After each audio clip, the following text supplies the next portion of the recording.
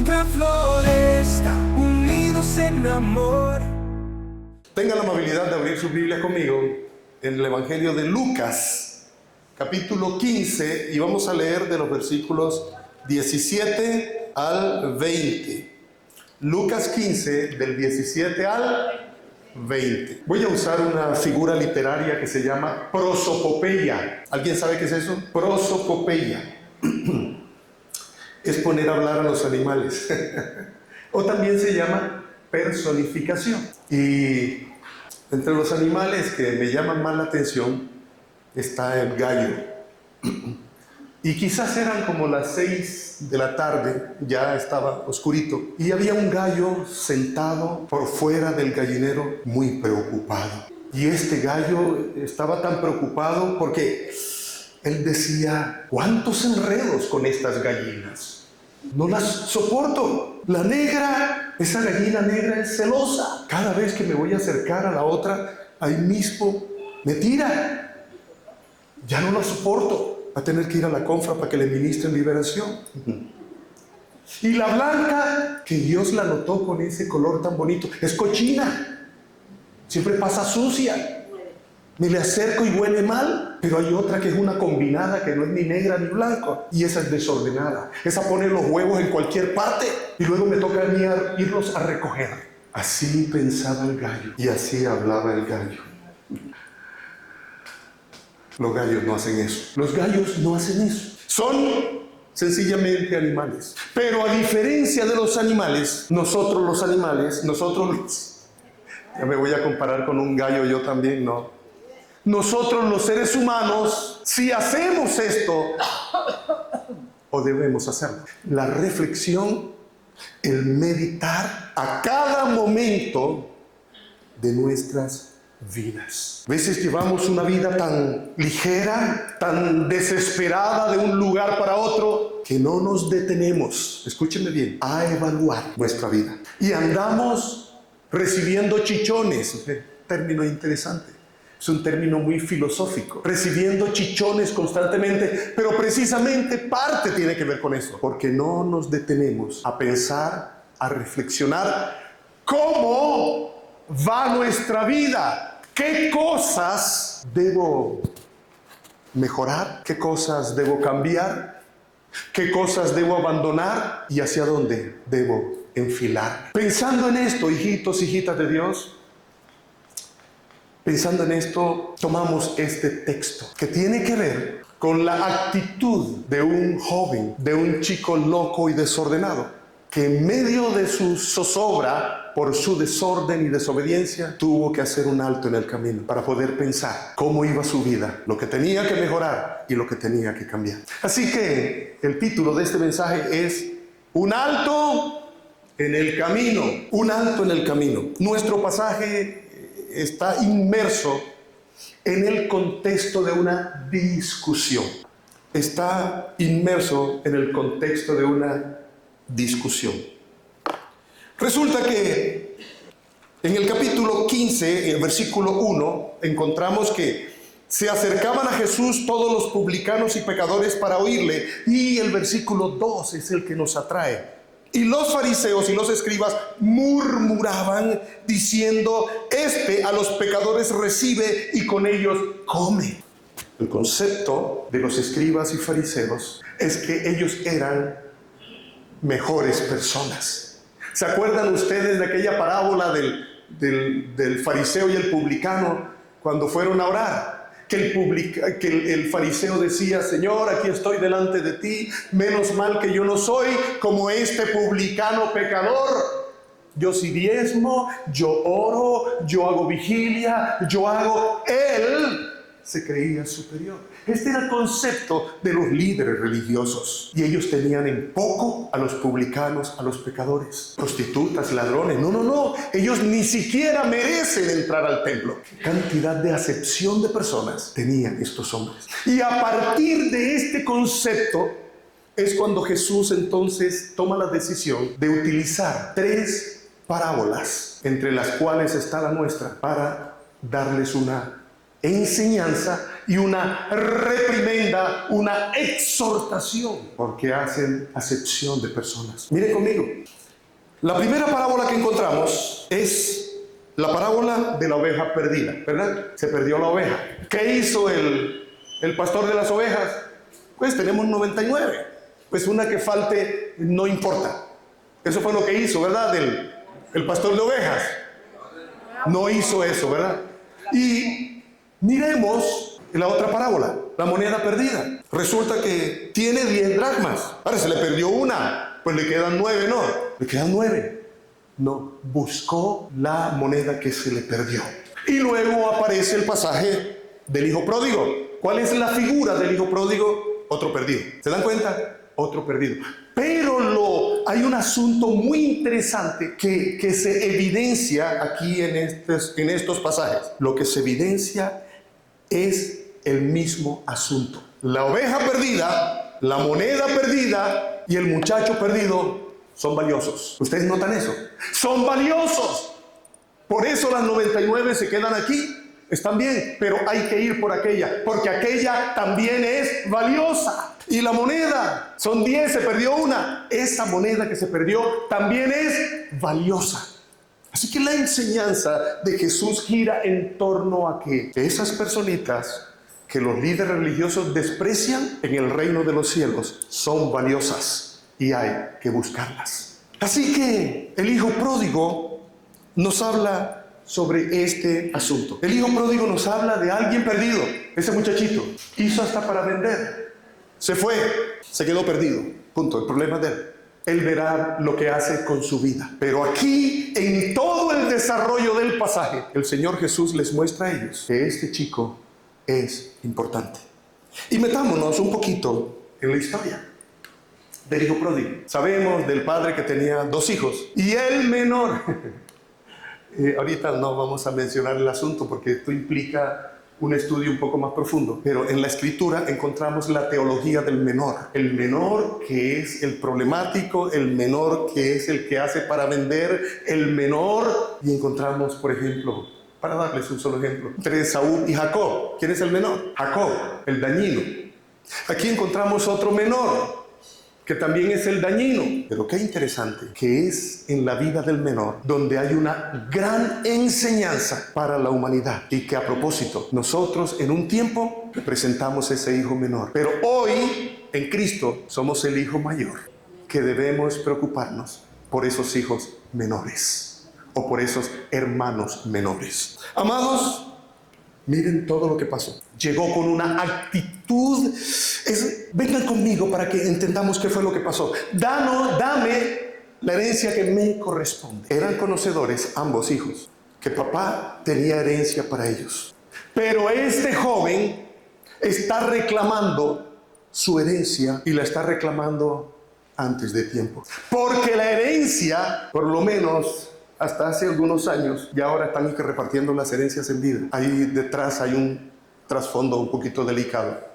Pero el hecho de reclamarle este hijo al padre la herencia en vida, escuchen el mensaje. Lo que estaba diciendo con su comportamiento es: papá, tú para mí ya estás muerto. Detrás está esto espantoso. Reclamo mi herencia porque para mí ya... Si ustedes observan, el padre no dice nada. Si quizás por un momento nos metiésemos en los zapatos de este hombre, quedó sin palabras. Sencillamente el papá entregó ante la exigencia de lo que por derecho le pertenecía, aunque lo estaba reclamando antes de tiempo. Y aquí aparece el primer mensaje terrible, donde el padre para este joven está muerto. Y ahora, si escuchan conmigo la lectura, se fue a un lugar muy lejano. Todavía peor, quiere poner distancia. Parece ser que la comodidad que él tenía ya le hería, le chocaba, le fastidiaba. Es una palabra más fuerte. Aborrecía el bienestar. Porque no puede ser otra cosa, estando uno bien, en las mejores condiciones. ¿Por qué pretender apartarse, reclamar y apartarse a gran distancia? Pues lo que el hombre siembra, eso recoge. Pues resulta que el muchachito se fue. Y ustedes saben que el dinero embellece. Y el dinero tiene amigos íntimos. Y desde que él llegó, al lugar donde él llegó. Hizo amistades. La gente sabe cuando alguien tiene plata, ¿sí o no? Porque el que tiene plata se vuelve petulante y abre la boca más de lo que debe abrirla. Bueno, vamos a comer todos juntos. Y allá llega el petulante. Yo invito. La gente se da cuenta. Y vamos a hacer tal cosa y yo los invito a todos. Yo pago. Yo pago. Pero todo se acaba. El único eterno es Dios, ¿verdad? Las cosas se acaban. Uno cree que no se van a acabar. Se acaban. Yo escuché una noticia por ahí que dieron hace algunos años sobre un tipo que se ganó la lotería en los Estados Unidos. Y el premio mayor en los Estados Unidos no es el nuestro. Yo creo que uno de los secos de ellos es el principal de nosotros. Y eso es mucho dinero. Y el tipo derrochó dinero hasta que se quedó en la pobreza absoluta. Y uno se pregunta, ¿en qué se lo gastó y cómo se lo gastó? No quiero ni saberlo. ¿Sabe qué es lo triste? Que se lo gastó y quedó sin plata. ¿Y ahora qué va a pasar? Pues aquí estamos hablando que este chico se le acabó el dinero. A veces he tratado de recrear un poquito el asunto. Y llamaba a este joven fulanito. Y fulanito le contestaba del otro lado. ¿Qué más, mijo? ¿Cómo vas? ¿Para dónde vamos hoy? No, vamos a tal parte. ¿Ya hablaste con las muchachas? Sí, no, ya están listas. Y arrancaban de una vez. Y apenas él volvía a llamar a una de las muchachas. Hola, mujer, ¿qué más? ¿Cómo estás? ¿Para dónde vamos, fulacito? Y arranquen. Y yo pago y se le acabó el dinero. Y llamó a uno de los compañeros. ¿Cómo te parece, hijo, que me quedé sin plata? ¿Tú tienes platica por ahí para que me prestes? Aló. Le colgó. Ya le colgó. Si ya no tiene plata, ¿para qué sirve? Pero ahora se le suman, porque así son las cosas. Las consecuencias se hacen evidentes cada vez más y entonces ahora se le suman. Resulta que se le acabó la plata, ya no tiene amigos, se fueron los amigotes y ahora llega en esa tierra lejana. Ay, eso fue lo que él hizo, se fue lejos, llegó una hambruna. Hay hambre, no hay empleo, él está en tierra ajena. ¿Qué le va a pasar? Le va a ir mal. Y empezó a pasar necesidades. Cuando nosotros observamos que él llega donde el papá le pone un anillo y le pone zapatos, ¿verdad? O sea que estaba a pie pelado. Esas boticas bonitas de Hugo Boss las había vendido o las había empeñado. Y el anillo también se fue. Así que quedó pelado, quedó con hambre. El anillo significaba identidad. Hasta sin identidad quedó ese muchacho. Y ahora empezó a buscar trabajo y por ningún lado. Y de pronto sí. Y muy adrede el Señor Jesús habla de un animalito que por la ley, para mostrar diferencia entre lo puro y lo impuro, colocó este animal, el cerdo. Y quienes están escuchando, entre otros, son los escribas y fariseos, que saben muy bien el tema del cerdo y el concepto que se tiene desde la ley. Así que el único trabajo que encontró fue criar cerdos, o más bien limpiarle y lavarle las flores que los cerdos dejaban en ese chiquero. El concepto judío es que esto, la labor más baja, la condición más baja que alguien podía tener era esta condición. Así que miren los escribas y fariseos que están escuchando esto. Y ahora el muchacho, ¿qué le tocó? Aceptar. Le tocó aceptar ese trabajo. Y a él le daban su ración de comida, pero también a los marranos le daban su ración de comida. Y lo que a él le daban, con el hambre que tenía, no era suficiente. Y quería comerse la comidita de los marranos. ¿Y qué le decían los dueños? Ni se te ocurra comerte la comida de los marranos. ¡Qué condición tan tremenda! Va hacia el fondo, hasta que toca fondo. Pero allí en el fondo sucede algo. Y créanme, siempre hemos reflexionado mucho en esto, sobre ese tema de hasta dónde es necesario que las personas toquen fondo para que puedan evaluar sus vidas, reconocer su condición y disponerse para que haya cambio en sus vidas. Va desbordado haciendo lo malo, pero cree que no va a llegar al extremo. Pero la garantía que hay con el pecado es llevarlo al fondo. ¿Oyó? Y detrás de todo esto está el enemigo. El ladrón viene para hurtar, matar y destruir. Es destrucción hacia dónde va. Es destrucción. La paga del pecado, dice el Señor a través del apóstol Pablo, es muerte. Así que este chico llega a este estado, al fondo, y hace lo que debemos y debiéramos hacer cada uno de nosotros. Hace un alto en el camino. Por una vez en su vida, hace un alto en el camino y hemos leído la reflexión de él. Ahora tiene hambre, miren las condiciones, y empieza a pensar en aquello que perdió. Empieza a pensar en aquello que nunca debió haber perdido, pero por hacer, y de nuevo lo dijo el pastor Carlos Mario, y el domingo aquel que hablamos acerca de los 2 huertos, lo reiteramos mucho. Él hizo su voluntad, y estas son las consecuencias de su voluntad, su condición. Así que él está reflexionando, está pensando, está haciendo un alto en su vida, recordando su buena condición y cómo lo perdió.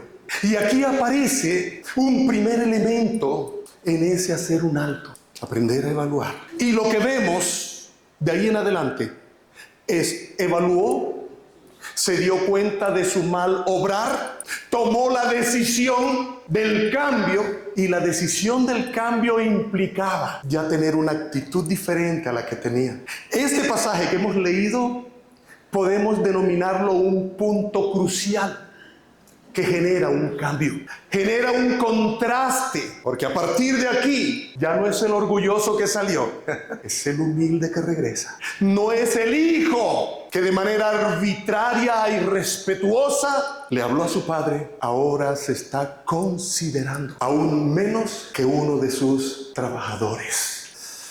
Ese es el cambio en humillación y humildad que todo ser humano debe tener. Hacer un alto en el camino, pensar, evaluar qué hay que cambiar, qué hay que dejar, qué hay que mejorar. Hasta aquí me estoy comunicando, mis hermanitos.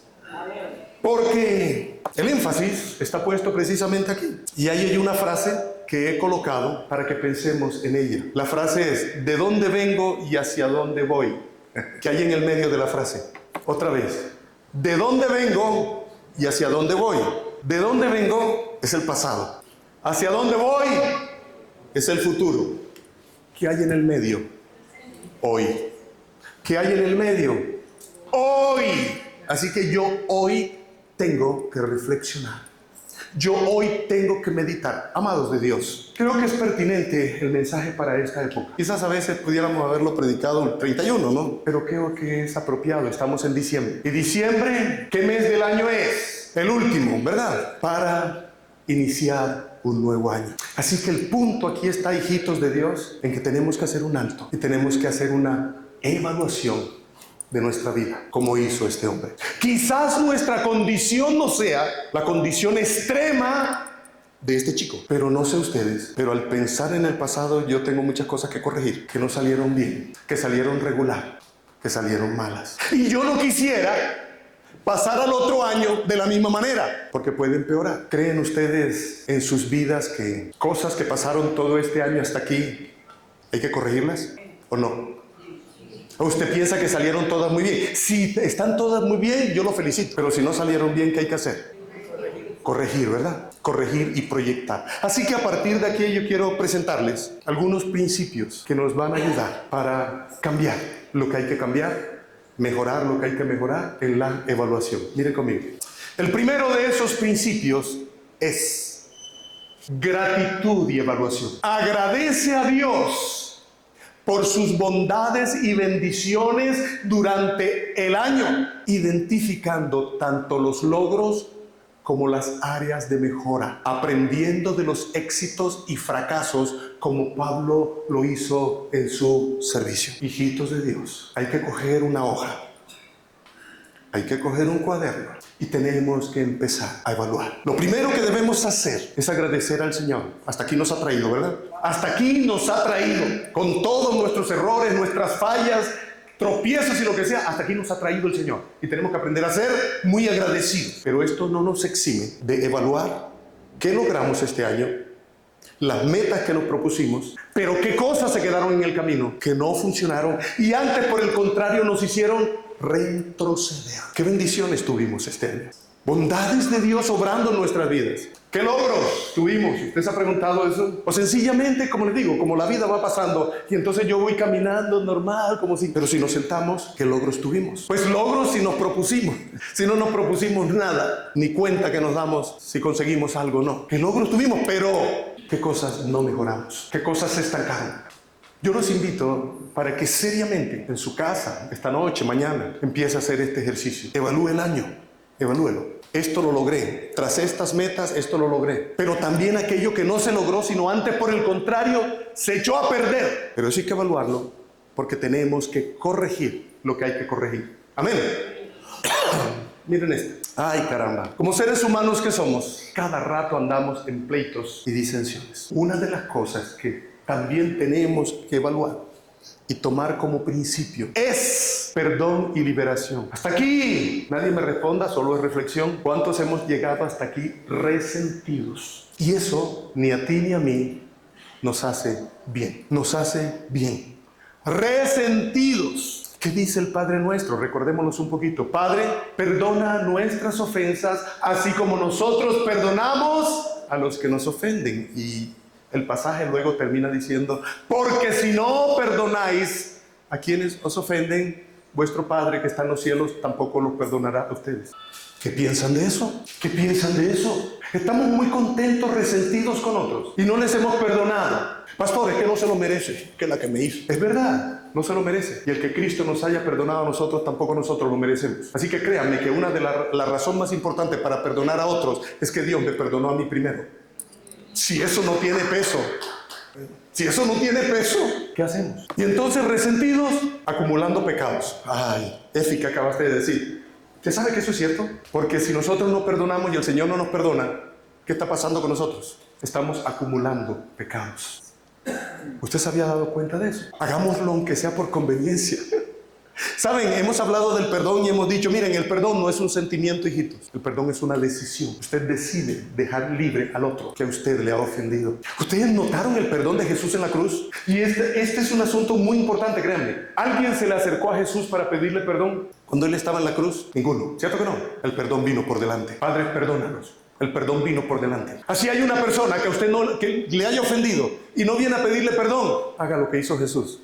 Perdónele, así no haya venido a usted a pedirle perdón. Porque el perdón también es gracia del cielo. ¿Se dio cuenta? Pero no acumulemos pecado por estar resentidos con otros. Créame que no vale la pena. Perdona a otros y a ti mismo por errores pasados. A esto nos referimos cuando hablamos de la autolástima. Y la autolástima nos hace daño. Es lo que denominamos también la culpa, que el enemigo sabe usarla muy bien. Es que tú hiciste esto y es que es tu culpa. ¿Usted le pidió perdón al Señor? Sí. ¿El Señor le perdonó? Sí. Tienes que aprender a perdonarte a ti mismo. Tienes que aprender a liberarte a ti mismo de la culpa. Yo me perdono. Si Jesús te absolvió de esa culpa, de ese pecado, tú no debes estar cargándola sobre ti. Esta es una realidad, hijitos. Pero ¿cómo lo hacemos? Este verbo en la condición que está nos dice la forma de hacer esto. Soltando resentimientos. Déjelos ir para empezar de nuevo. Como se ve en el ejemplo de José y sus hermanos. José al principio, ay Dios mío, que me las pagan. La que me hicieron, ¿verdad? Pero en Génesis 50, ese es un pasaje que a mí me fascina. Donde Jacob ha muerto, el papá. Ahora los hermanos de José dicen, ahora sí se vino la ira de este hombre sobre nosotros. El que estaba intermediando ahí era papá, y ahora papá se muere. ¿Y saben lo que hicieron estos sinvergüenzas? Escribieron una carta y colocaron ahí el nombre del papá, a nombre del papá. Y la carta decía, hijo, tú siempre has sido un buen hombre. Ahora que yo voy a faltar, te pido que no tomes venganza contra tus hermanos. Perdónalos, déjalos ir libres. Sinvergüenzas. Miren cómo vivieron todo ese tiempo por lo que hicieron. Cuando José lee la carta, José llora. En Génesis 50, José llora. Y José les dice, yo no soy Dios para juzgarlos a ustedes. Ahora entiendo que todo lo que pasó en mi vida a lo largo del tiempo, Dios lo hizo para bendición de mucho pueblo. ¿Se dieron cuenta? Dale la gloria al Señor. Miren el Señor cómo tiene ese control tan hermoso, ¿no? Y lo tremendo, lo que atraer la atención es que José entiende por fin lo que Dios estuvo haciendo. Y saben, pasan tantas cosas en nuestra vida y nosotros no es que entendamos todo, y aún me puedo decir que en muchas ocasiones ni entendemos nada de lo que está pasando. Pero lo que sí puedo decirles, mis hermanitos, con base en la Escritura, es que Dios es soberano y Dios está en control de nuestras vidas. Y Dios está actuando en nosotros porque Él tiene propósitos con nosotros. Así lo que podemos decirle, Señor, venga a mí tu reino y hágase tu voluntad. Que Él cumpla sus propósitos en cada uno de nosotros. Amén. Es así. Sigamos, hermanos. Renovación y nuevos comienzos.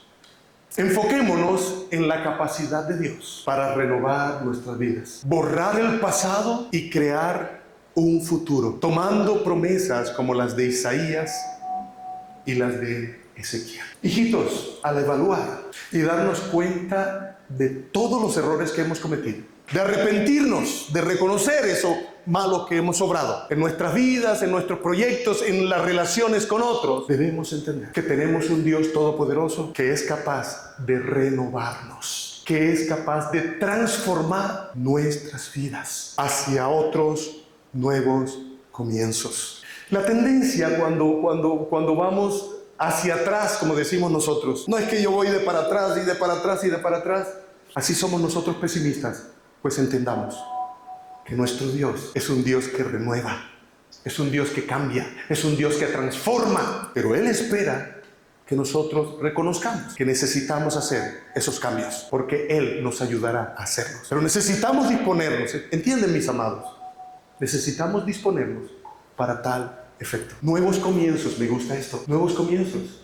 Hay tantos ejemplos de personas, de empresarios que se han quebrado, no. Hicieron el intento y ¡fum! Al suelo fueron a parar. Y otra vez hicieron el intento y ¡fum! Allá fueron a parar. Hicieron un tercer, cuarto, quinto intento hasta que hubo ese renacer, ¿verdad? Esa gente de grandes empresas que hemos estudiado, hemos leído, tuvieron muchos fracasos, pero ellos insistieron y luego tuvieron un nuevo comienzo. ¿Estamos nosotros dispuestos para que este próximo año sea un nuevo comienzo? ¿Sí? Hay términos muy de nosotros. ¿Qué tal si nos damos la pela, verdad? No, este año va a ser el año del cambio. Ojo, pero no es un asunto de positivismo. Esa vaina es nueva era. No, es que me va a ir bien. Y yo digo que me va a ir. No, eso no es así. Eso no es en nuestros logros. Es reconocer que hay un Dios que tiene todo el deseo, tiene todo el amor y tiene todo el poder para darnos ese nuevo comienzo. Pero tenemos que depender de Él. Tenemos que depender de Él.